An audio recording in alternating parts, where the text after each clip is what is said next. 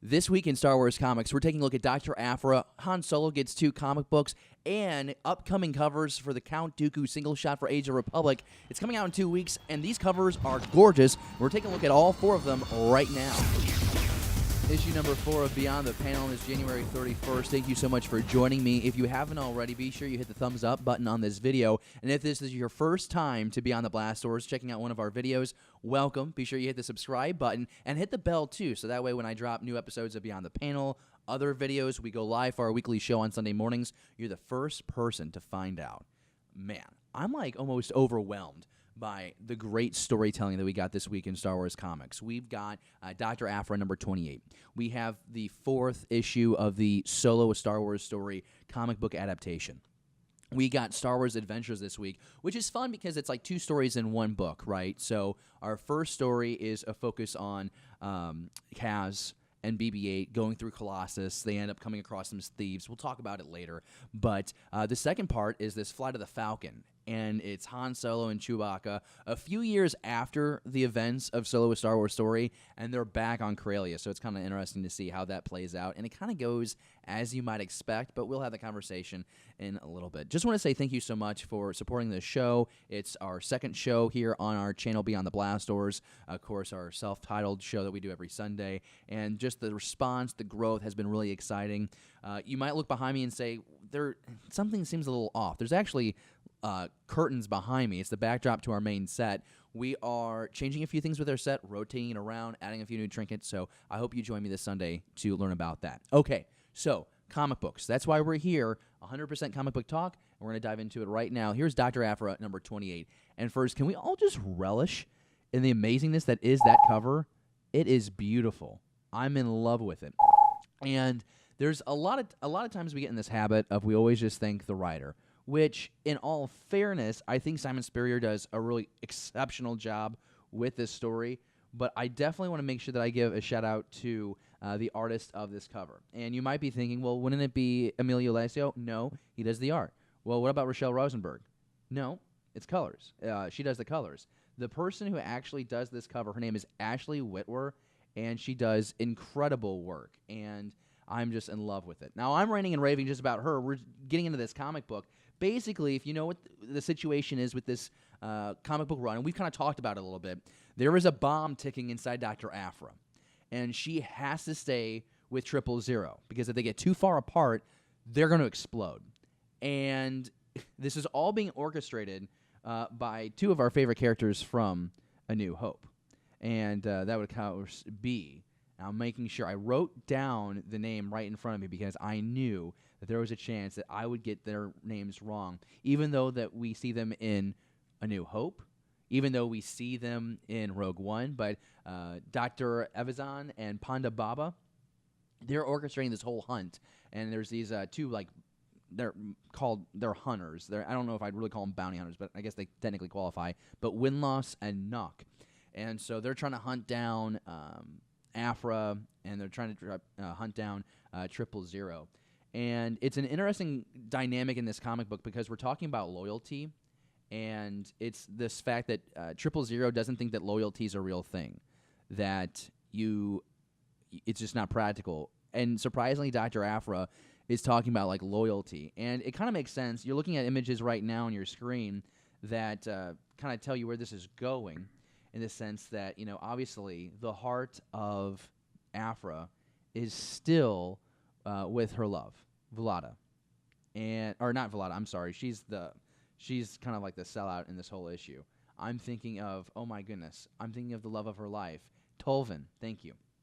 So I'm really excited to see where this goes, because Aphra still has this like longing in her heart, trying to find the love of her life, which you see in hologram form. But it's a really interesting dynamic, and it's really an interesting revelation, because it's like the droid. It's like, if you think about 000, why keep 000 around? But you learn, because the characters there just kind of like juxtapose Aphra, right? Aphra created 000, we're learning. And there's like this attachment issue there. And I think that's really fascinating, because if you go back to issue number 12, he 000 and BT almost killed Afra back in issue 12. What prevented it was a switch that Afra had flicked. She's his creator. She gave him life, put him out in the world. She's loyal, and she's keeping him alive as he was, not changing his original programming. And she's also loyal to Tulvin because she's out there searching for her love. And Afra comes out, and she has habits. And her worst habit, she says, is her sentimentalism. She's attached to these things. And she admits that when her programming, when it kicks in, she's there to get rich. She cares about herself. Don't worry about anyone else. And admitting that, I think, is something that I didn't see coming with this character. And it's interesting how this conflict in her, it might have had an impact on Tulvin, how she's disappeared, trying to see if she's still alive. And there's this notion that good things are possible when Afra almost kind of gives in. And so what can happen with Afra if she begins to show how she can care for others if it means not keeping herself that number one, not caring about other people? I think there's a chance there's going to be some kind of loss in this comic book. I don't know if it's going to be like, I don't know if 000 is going to get destroyed, disintegrated. I could see maybe Afra goes against her will or what she wants the most, and maybe she goes and she reprograms 000. I love this cover. It's absolutely stunning. But something's going to have to happen. Obviously, Afra is not going to die. She's going to be around for a little while. I think we're going to see her. At some point, I think you're going to see her in the comics, or you already see her in the comics. You're going to see her on cartoon or maybe in live action. But her comic book sales suggest that she is really picking up. I mean, she's kind of always picked up with fans. I think there's a younger generation, especially, that really has latched on to Afra, where those growing up around 2007, 2008 got Ahsoka Tano. The next generation, those growing up to 2017, 2018, they now have Dr. Afra, which is pretty cool. It's pretty cool. So the way this whole thing shakes out is the fact that Evazan and Ponda Baba they're not really entertained with Afra and 000 in this whole ordeal because it's just too slow paced. They want more action to it. So this is all taking place on a planet called Milvane, and what they actually end up doing. And again, because they weren't fighting amongst themselves, and Win-Loss and Nock weren't hunting them down effectively. I mean, there's a time in the comic book where you see, 000 is kind of like a distraction, and Afra gets away. So what happens is the Doctor boosts the signal, because he's broadcasting this whole event to this planet of Milvane, which is, the camera's like plugged into 000's eye, right? So he broadcasts this thing to the whole planet, and he's given like play-by-play of what's going on, and he puts a bounty, and he throws it out there to all the citizens of the planet to capture Afra and 000. And so now you don't just have these two, what I will call bounty hunters chasing after them. You get a whole planet going after them. And it'll be pretty interesting to see how that works. The situation gets pretty bad. You've seen it a few times already. There's a panel where the planet's police force shows up. And it's like, wow, this can't get any worse. Well, Afra ends up, Voluta, who kind of sells out Afra and 000 where they're hiding. She shoots 000 in the chest and knocks Afra out. So they get captured. And to me, it caught me out of left field. I didn't expect that to happen at the end of this comic book. I thought it was kind of going to end on kind of like a low note about like losing the ones you love and being too sentimental and having to let go of the past and move forward. Not so much kill the past if you have to, but kind of in that same notion. But my goodness, I don't know what's going to happen. Like, I don't know how they're going to get out of this predicament. I mean, they're going to have to figure this out in the next comic book, right? But it's just like, how do they get explosive out of Afra? She's knocked out. They can't move them apart, or else the bomb goes off. There's definitely going to be an issue of like the general population like wanting to get that bounty hunter. There's going to be issues, I think, with how this planet is run because like the police are showing some signs of corruption here. They're winning that bounty too. Our 2 bounty hunters, they're terrible, and but we're continuing to believe because of what's said in the comic book that they are resourceful, and it's just a mess. It is an absolute mess. You are left in a mess in this comic book, and I absolutely love it because I have gone a complete 180 on this comic book. I have said for a while that my relationship is not love and hate, but it's just some issues land it for me and some don't. I think Spurrier's doing a great job, and this comic is a perfect example of that because there is this suspense that you feel through the entire read, and there's also the sense of loss and this emotional connection that you're developing with Aphra, which for me, it gets a little harder to identify with Aphra. But that's because I'm not a space archaeologist. It's just not what my profession is.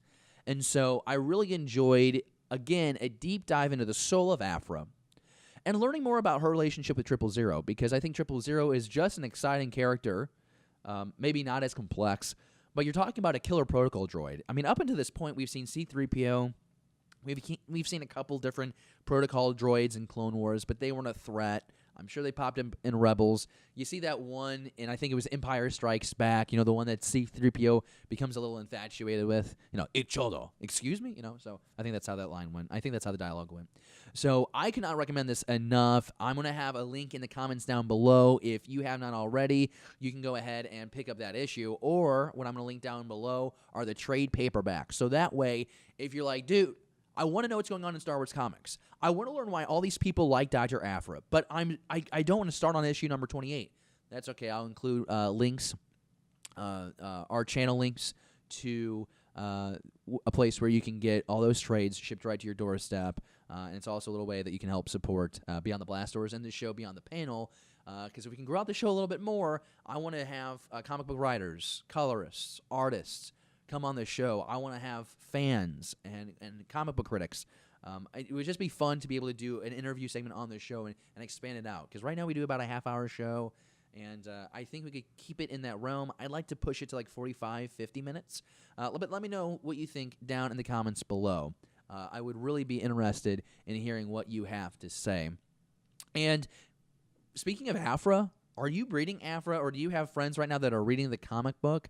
I know that there were a couple issues ago where the series was really hot because it had that cover of Aphra with Hera, and everyone was buying that up. So if you aren't reading this comic, I'm sure there's someone you know that is reading this comic book. So be sure to comment down below what I'm saying, the complexity of the story, the visuals, because the art is stunning. There's no denying that. And it's such a great read. And I mean, you can tell, I'm almost hot and bothered because of it. Let me know down in the comments below if you're willing to check this book out. I think you really should. It's exceptional. And I am someone who said from the very beginning, I don't think Aphra's for me. I'm definitely changing my tune. So the next thing I want to talk about is Han Solo #4. This is the comic adaptation. And we have Robbie Thompson writing this stellar book. And it's not easy, I think, to do an adaptation from the movies. But artist is Will Sliney, and color artist is Andres Mosa. And right off the top of this, we're in the cockpit of the Millennium Falcon. And I do like the art of this book. I like the color tones. You see some great panels there of the Millennium Falcon and Lightspeed. So you kind of have a better idea of where we're at now, right? So they're at the holochess board. Chewie and Beckett, they're talking there. And they're talking about predictability. And the one thing I will say about this issue is I feel like it really does kind of just follow the beats of the movie. The scene of them making out. They arrive on Kessel. Kira plays this administrator, this assistant administrator to the vice admiral of the Federation of the Trade Route Allocation. Like, what? Even when I watch that movie, I'm like, damn, that is crazy difficult to understand. I do like how the aliens are speaking in their native language. Whoever these characters are here on Kessel, I like how that's being described. I would have liked here if there would have been at the bottom of the panels, kind of just what do they say. I would like to know what the creatures say. That's why I think in Star Wars movies they should do all the creatures should speak in not basic. They should have their own language, but then you have subtitles. That's just what I think for the aliens only, right? The other species. So Han Solo, meanwhile, you have the whole breakout on Kessel. He finds the coaxium. The slaves have been released. Lando finds out about this thing. I love this panel here with him getting the gun, that droid. I love this sequence. It's showing the battle sequence, and it's like you're watching the movie, and I was wondering, I'm like, how are they going to capture this in comic book form? Well, they're going to have like 45 different squares on one page, and it's awesome. Now, obviously, we have L3 dead here. You can see kind of like the emotion of the characters and Lando holding. So we're kind of getting to that point where, okay, they're going to be about to go on the Kessel Run. Maybe the most gorgeous shot of the movie, and it's just as gorgeous in panel. Look at that, the Star Destroyer. Oh, my God, that was beautiful. We'll do another cycle around because I want you to see it. It is beautiful. My God. I'm really happy with, like, just visually how this comic book captures the story. And it's not easy for these writers and artists to do this, right? Because let's say, like, with a movie, there's some things that you really like. Well, what if the comic book doesn't spend too much time on that? What if the dialogue is tweaked a little bit? There's a lot of different ways that these writers and artists can lose. I think Jody Houser kind of had a better situation with Thrawn, right? Because with Thrawn, it was a book, and your imagination can kind of run wild. And sure, maybe what's depicted in the panel isn't exactly what you imagined in your mind, but you go back and you read those comics, I think they're pretty darn close. I think they do a pretty nice job. I also do like this panel of how Kira is coming out of all those two panels. I like the overlay there. And then she hits Han. That was awesome. So I think if I were adapting a book, I would find that task a little easier. I mean, obviously, you're having to condense like hundreds and hundreds of pages down to like, I don't know, 5 or 6 issues of 22 pages. I like a good look of Beckett in that bounty hunter armor. It's just so funny how that ties into Return of the Jedi. I love that. The armor that Lando ends up wearing in Jabba's palace. Chewie breaks free. He's going to go help out his Wookiees. Han kicks that one dude in the nuts. That's violent. And, of course, here we are looking back at the coaxium. So I want to tell you this. I think the adaptation is fine. Between the adaptation and then the Solo Imperial Cadet miniseries, I would much rather see you spend the money on the adaptation because I think it's a lot of fun. It's a lot more consistent. There is a little expenditure on the like the dialogue. You know, it's like a little bit different of conversation. You're able to dive a little bit more into like the frustration and the emotions of Lando with L3 dying. But it's I think if you had to pick one or the other, I would pick this because I think also the art trumps what we're getting with Solo. And then there you go. As promised, there is another shot of the Destroyer. So, as I mentioned, Star Wars Adventures, the IDW, that's the... I'm sorry, I misspoke. The Imperial Cadet is like a main Marvel line. But he's in a Star Wars Adventures story here that we'll get to in just a second. But first, Sector 7E, Kevin Burke and Chris Wright on the writing of this. And this is Kaz, and we start like in this really intense battle sequence. It's like the First Order shows up at Hazian Prime. They're about to destroy. They have all these ships. Here comes Kaz swooping in, winning. It's just a daydream. I'm like, that. How is this even possible? This was really retcon a lot of what we know about in The Force Awakens. It turns out that Kaz is just daydreaming because he doesn't care about what Niku is saying about the cooling systems, the water systems. Anyway, they go walking around. They find out this corridor, which is supposed to be off limits. There's actually some noise coming from there. Ends up that these thieves have all these like data cards and weapons, and like a lot of weapons. And so BB-8 ends up, kind of ruining their spying, and they go to destroy BB-8. And of course, because Kaz knows how now the suction and the water system works in the area there. He sucks up BB-8, but wouldn't you know it, these thieves are armed with thermal detonators, and they send those up there as well to chase BB-8, so Kaz has to, redirect, and it's really clowny. I kind of like the artwork. It feels like a little charcoal-induced. You see, you're seeing those thermal detonators go through. It's a little different from what we've seen with these comics, and I will say this. I'm not a big fan of the Star Wars Adventures comics because they're for the kids, and I know there's a lot of adults reading them. And they found good stories, and that's great. That's awesome. Just not my cup of tea. So, I will say, though, Star Wars Adventures changing up the art stylings, I can really get behind that. I can really enjoy that. Valentina Pinto, by the way, helped with the layout of this, but Chris Wright, he is also the artist on this one. So let's go ahead now and dive into the Flight of the Falcon. And let me know what you think about the art here, especially this throwback panel of the daydream sequence. I really like how that was executed. So really cool. Anyway, the comic ends. The thieves capture them. If you're enjoying Star Wars Resistance, or if you have a little one that's enjoying Star Wars Resistance, this is a good little comic book to supplement what's going on. As for me, I just want to see what happens with the last half of the Season 1, because at some point we're watching Hux' speech on Starkiller Base. It's going to be awesome. All right, so Flight of the Falcon, this is part 4, Lady and the Tramp, right? So here we are. Proxima is here talking with this familiar face from Force Awakens, the bounty hunter, I believe, that we see in Maz Kanata's cantina on Takodana. But anyway, we have a Han Solo and a Chewbacca on location. And it looks like it's been a little while since that they've been on the planet. And hey, look. Oh, no. We're captured again by the same bounty hunters we were captured in Solo. And oh, no, we're all being taken back to Proxima, the person that we had to escape from in Solo. And so, like kind of retreading on what's going on. Well, we already know these characters, right? And so, like, here it is. Han has to get away or else they're going to kill him, right? And what does he have this time instead of a rock? A thermal detonator. All right. So I think we've seen this trick played out another time already in, I think it's the Imperial Cadet. I could be wrong. But this is the third time in Star Wars canon that I know of that we're seeing this trick. He throws the thermal detonator. Boom. Destroys. More burns in Proxima. Proxima's scarred. And she's still bitter about that. So that makes me kind of laugh in a way. Maybe I'm too cruel. I kind of like the look of all this, and I like going back to Corellia. I thought Corellia was really well executed in the movie, except I really thought it was Wine Country. I thought it was Wine Country, but maybe that's on the other part. Maybe that's on another hemisphere.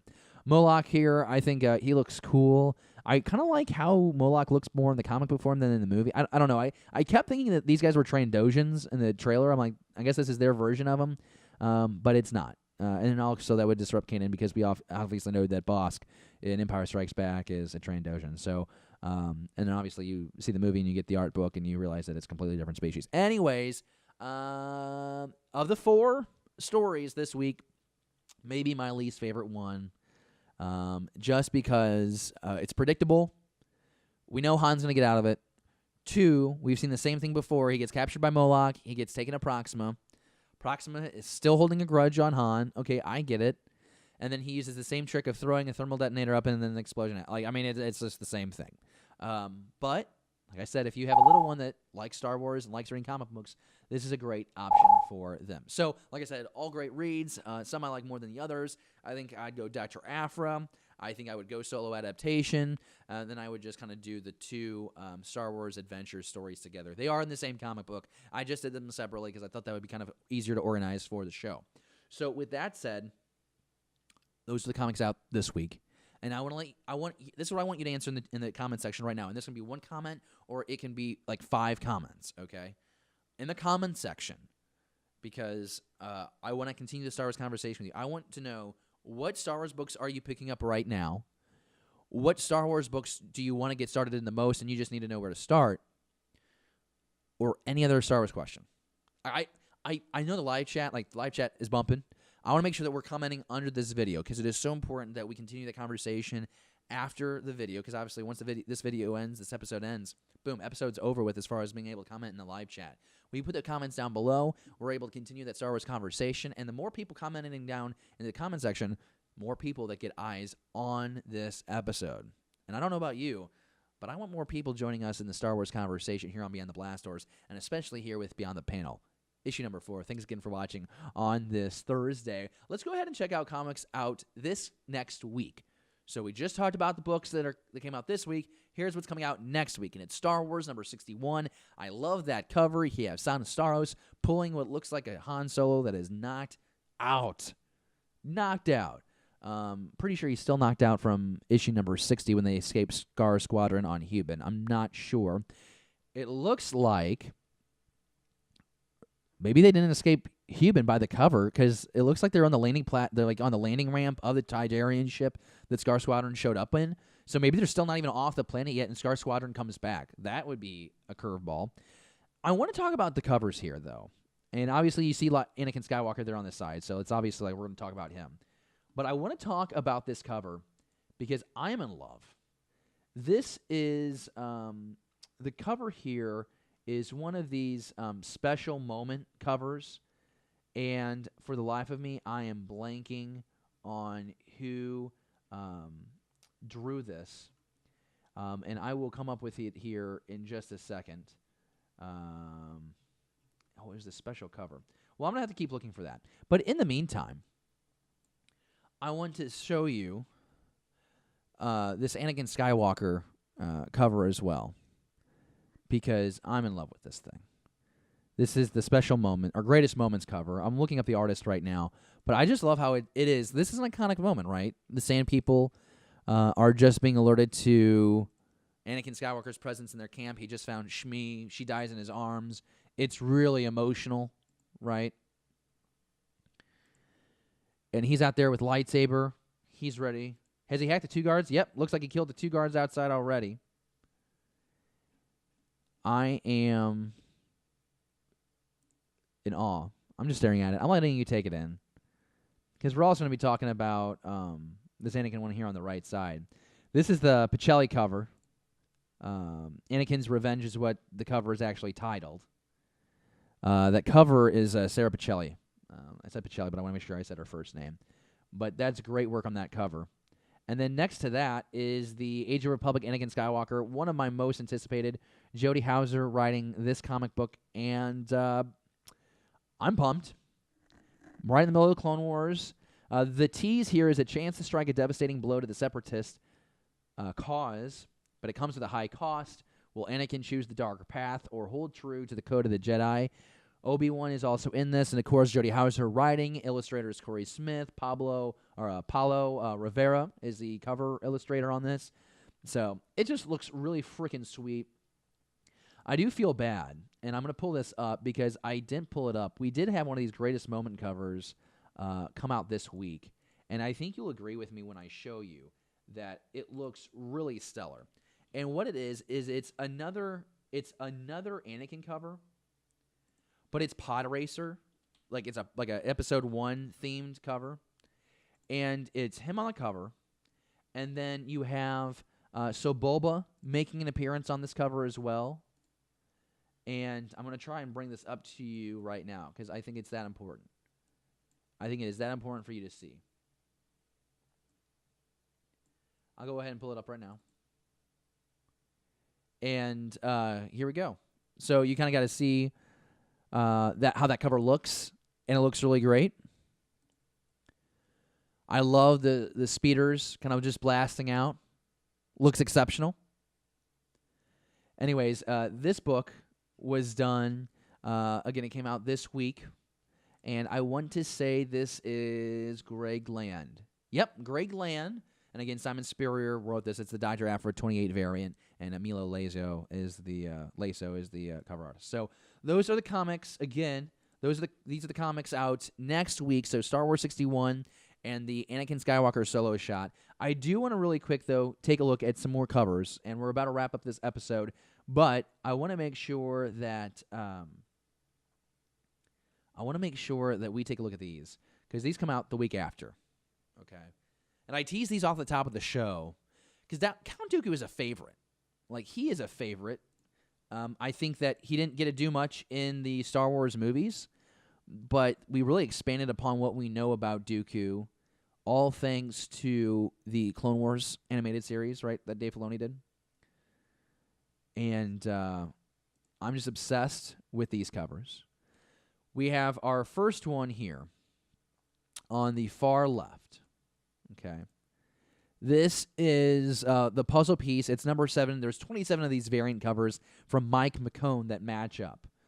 I'm not collecting these. I think it's a cool concept. It's just not my thing. I kind of I lost interest in the whole, I did I think it was the 40th anniversary covers. I collected all of those. But then they did the icon covers. They didn't really work for me. They're doing these puzzle pieces. Didn't really work for me. But that's totally fine. That's totally fine. In the middle here, I think this is the one that a lot of people are going to be like kind of caught off guard with. They're not really sure what to think of. But this is the concept design variant. This is by Dermot Power. And so this is like from like the earliest designs of what Count Dooku would look like. I think that's pretty cool. I also like that background. I could see myself picking that one up. The one that I want the most is this one by Paulo Rivera here on your far left side. There's, I still don't know how I feel about like the brown and black motif of Count Dooku after all this time. But maybe it's just the cape that's throwing me off. I think it was just the robe. I think that'd be really cool. But that's also how we've seen him in the Clone Wars. Nonetheless, lightsaber activated, Force lightning. It's gorgeous. I didn't include this one. There's a movie variant cover. It's not my favorite. It's Christopher Lee as Dooku standing there, which is fine. It kind of looks like a bad Photoshop job, and I just don't want to spend the time. So those are the 4 covers. Those come out on February 13th. I am so excited. It's fun. So, and by the way, this comic book, the former Jedi begins laying the groundwork for his Sith master. So he's just left, or maybe he's just left. We don't know. He's definitely left the Jedi Order. An unexpected encounter with an old student threatens his plans. Caught between his old life and new, will Dooku be able to protect the secrets of the Sith? And does he control the dark side? Or is he merely its tool? I freaking love that. I love that. And in case you didn't know, these Age of the Republic comic books, if this is your first time learning about this, it's the Age of Republic, Age of Resistance, and Age of Rebellion. There's 3 different series within this overall series of books. It's a 30-issue maxi series, and it chronicles a lot of the heroes and villains from the timeline. And Jody Houser is the one that is crushing these Age of Republic books. She's doing them all, and they're focusing on the prequel era. And it's 4 months, it's 8 issues, and each month has a hero and a villain story. So, like, we've got Qui-Gon Jinn and Darth Maul, both were awesome. Obi-Wan Kenobi and Jango Fett, awesome. Anakin and Count Dooku this month, and we're getting them in February. And then in March, we're getting Padme and General Grievous. And I bet that Grievous book is hot. So I'm pretty excited. I'm pretty excited. Also, it's interestingly enough, the issue will be collected on May 21st of this year in Star Wars Age of the Republic Villains. So it looks like the villains will get their own miniseries. And it looks like we will also get the heroes having their own. So just want to say thank you for joining me for issue number 4 of Beyond the Panel. Really means the world to me that we get together every Thursday night and talk Star Wars comic books. So many people who subscribe to Beyond the Blast Doors love comics. And so I want to make sure that you have a program that there's a program there that calls to those who have followed us and then new guests of Beyond the Blast Doors. And it's just one more way that we want to continue that promise of we talk about, we want to be the place where you go for Star Wars movies, TV, books, comics, toys, cosplay, that Star Wars conversation. You hear me say it all the time. Beyond the Blast Doors, a Star Wars conversation. And so this is just one more way that I think that we keep our promise that we are trying to research and keep up with the canon and have conversations about everything that's happening in Star Wars. And here in this moment, we're talking about the Star Wars comic book. So if you haven't already, give this video a thumbs up. Would mean the world. If this is your first time checking out Beyond the Panel, Beyond the Blast Doors, you're seeing this face for the first time, I just want to say thank you so much. Be sure you hit that subscribe button and ring the bell so that way when I have another episode of Beyond the Blast Doors, a new issue of Beyond the Panel, you're the first to find out when we drop, when we go live, and we can continue this Star Wars conversation. Let me know down in the comments below what you think of the show. Let me know in the comments down below what you think about the issues that we talked about this week. And may the Force be with you. Be sure you join us this Sunday for Beyond the Blast Doors Live, episode 57. We are talking about a slew of breaking news with Star Wars. Are we any closer to a title for episode 9? And multiple camera shots? I don't know. I just really like our production always getting better. I don't know. It'll be fun. It'll be a celebration. You know what it's going to be? A Star Wars conversation. I almost said Star Wars celebration. It can be both. I'll see you soon. Thank you for watching Beyond the Blast Doors. Be sure to subscribe to our channel. Don't forget, give us a thumbs up and leave a comment. Beyond the Blast Doors, a Star Wars conversation.